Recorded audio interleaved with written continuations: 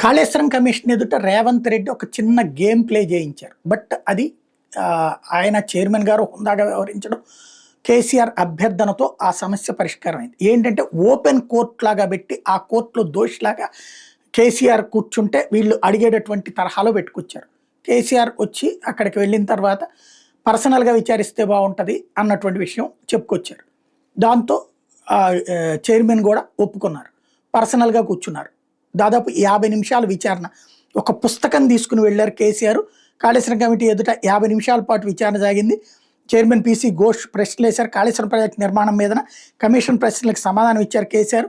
ఆనకట్టల నిర్మాణం నిర్ణయం ఎవరిదని కమిషనర్ ప్రశ్నించారు పీసీ ఘోష్.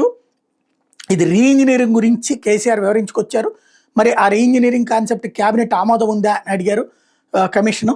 క్యాబినెట్ ప్రభుత్వ ఆమోదంతో నిర్మించామని కేసీఆర్ చెప్పారు. అన్ని అనుమతులు తీసుకున్నామన్నారు.